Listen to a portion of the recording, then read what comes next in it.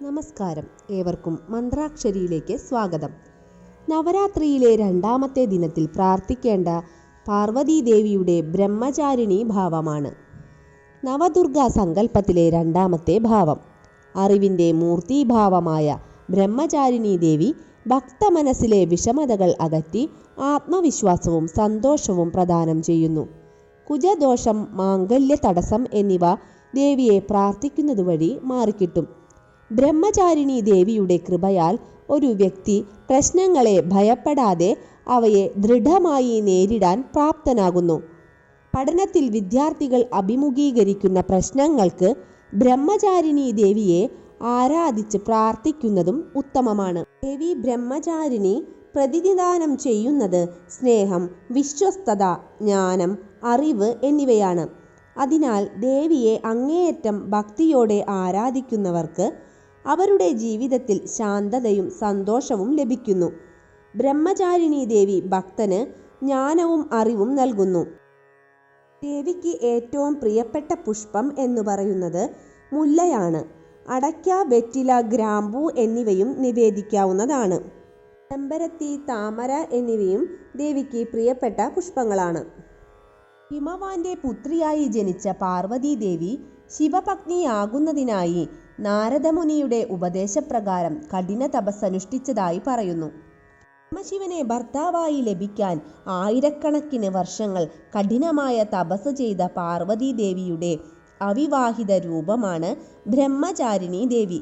കഠിനമായ തപസ് കാരണമാണ് ബ്രഹ്മചാരിണി എന്ന പേര് ദേവിക്ക് ലഭിച്ചത്. ദേവിയുടെ പര്യായം എന്നത് സ്നേഹവും വിശ്വസ്തതയും തന്നെയാണ്. ഉമ, അപർണ, തപചാരിണി എന്ന പേരിലും ദേവി അറിയപ്പെടുന്നുണ്ട്. ബ്രഹ്മ എന്ന പദം സൂചിപ്പിക്കുന്നത് ശിവപ്രാപ്തിയെയാണ്. വർഷങ്ങളേറെ കഴിഞ്ഞിട്ടും ഭഗവാൻ ശിവൻ ദേവിയിൽ പ്രസാദിക്കാത്തതുമൂലം ദേവി വനത്തിൽ നിന്നും ലഭിച്ച ഫലമൂലാദികളാണ് ആദ്യം ഭക്ഷിച്ചിരുന്നത്. അതെല്ലാം ഒഴിവാക്കിക്കൊണ്ട് 100 വർഷം വീണ്ടും മണ്ണിൽ മാത്രം ജീവിക്കുകയും മഴയും വെയിലും എല്ലാം സഹിച്ചുകൊണ്ട് ദേവി വർഷങ്ങൾ കഴിച്ചുകൂട്ടുകയും ചെയ്തു. ശിവനെ പൂജിക്കുകയും ആരാധിക്കുകയും ചെയ്തു. എന്നിട്ടും യാതൊരു ഫലവും കാണാനായില്ല. ഉണങ്ങിയ കൂവള ഇല, അതായത് വില്വഫലത്തിൻ്റെ ഇല മാത്രം ഭക്ഷിച്ചുകൊണ്ട് ദേവി കഴിച്ചുകൂട്ടി. മഹാദേവൻ പ്രസാദിക്കാത്തതിനാൽ ദേവി അതും നിർത്തി. ഇല പോലും ഭക്ഷിക്കാതെ ദേവി തപസ് തുടർന്നു. അങ്ങനെ ദേവിക്ക് അപർണ എന്ന നാമധേയവും ലഭിച്ചു. ഭക്ഷണവും ജലവും ഒന്നുമില്ലാതെ തപസ് തുടർന്നതിനാൽ ദേവിയുടെ ശരീരം ശോഷിച്ച് എല്ലും തോലുമായി. ആ അവസ്ഥയിൽ ദേവിയെ കണ്ട ദേവിയുടെ അമ്മ ഉ മാ എന്ന് പറഞ്ഞു. ഇതിൻ്റെ അർത്ഥം ഔ മതി എന്നാണ്. ഇതിനുശേഷം ഉമ എന്നത് ദേവിയുടെ മറ്റൊരു നാമമായി മാറി.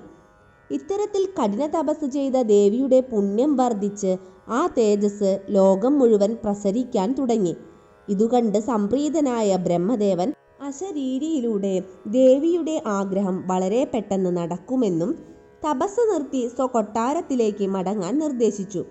പ്രിയപ്പെട്ട ഭർത്താവിനെ കിട്ടാൻ 5000 വർഷത്തോളം തപസ് അനുഷ്ഠിച്ചത് ദേവിയുടെ അചഞ്ചലമായ മനസ്സ് ഒന്നുകൊണ്ട് മാത്രമാണ്. സ്വാധിഷ്ഠാന ചക്രത്തിൻ്റെ അടിസ്ഥാന ദേവതയായ ബ്രഹ്മചാരിണി അഗ്നി തത്വത്തെ കുറിക്കുന്ന ദേവതാ സ്വരൂപമാണ്. ഒടുവിൽ ദേവി പഞ്ചാഗ്നി മധ്യത്തിലിരുന്ന് തപസ് ചെയ്തു. ദൃഢനിശ്ചയവും വിശ്വാസവും മഹാദേവനെ പ്രീതിപ്പെടുത്തി. അങ്ങനെ തപസ് പൂർത്തീകരിക്കുകയും ചെയ്തു. വെളുത്ത വസ്ത്രധാരിണിയും കയ്യിൽ ഒരു കമണ്ഡലവും മറുകൈയിൽ അക്ഷമാലയുമാണ് ഉള്ളത്. വിവാഹങ്ങളെല്ലാം നല്ലതായി നടക്കുന്നതിന് വേണ്ടി ബ്രഹ്മചാരിണി ദേവിയെ പ്രാർത്ഥിക്കുന്നതും ഉത്തമമാണ്. ദേവി തൻ്റെ ഉപാസകർക്ക് അവസാനമില്ലാത്ത അനുഗ്രഹങ്ങൾ നൽകുന്നു. എത്ര കഠിന പരിസ്ഥിതിയിലും ദേവി ഉപാസകന്റെ മനസ്സ് ചഞ്ചലപ്പെടില്ല. എവിടെയും ദേവി ഭക്തർ വിജയിക്കും. ശിവപ്രാപ്തിക്കായി യോഗികൾ നവരാത്രി 2ാം ദിവസം ദ്വിതീയയ്ക്ക് ബ്രഹ്മചാരിണി ദേവിയെ സ്വാധിഷ്ഠാന ചക്രത്തിൽ ധ്യാനിക്കുന്നു. ദധാനാകരപത്മാഭ്യാമക്ഷമാലാകമണ്ഡലു ദേവി പ്രസീദതു മയി ബ്രഹ്മചാരണ്യനുത്തമാ. ददानाकरपद्माभ्यामक्षमालाकमण्डलु देवी प्रसीदतु मयि ब्रह्मचारिण्यनुत्तमा ददानाकरपद्माभ्यामक्षमालाकमण्डलु देवी प्रसीदतु मयि ब्रह्मचारिण्यनुत्तमा ध्याനം वन्दे वाञ्छितलाभाय चन्द्रार्तकृतशेखरां जपमालाकमण्डलुधरां ब्रह्मचारिणीं शुभां गौरवर्णां स्वादिष्ठानस्थितां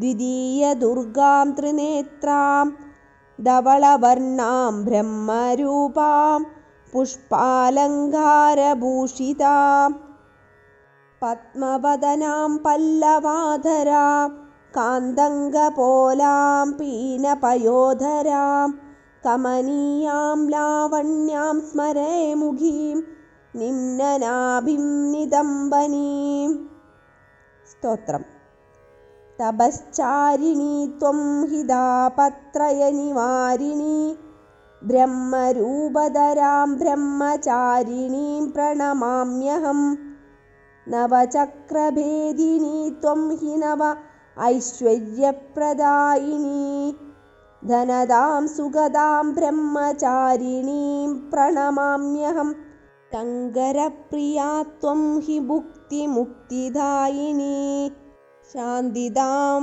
मानदां ब्रह्मचारिणीं प्रणमाम्यहम्।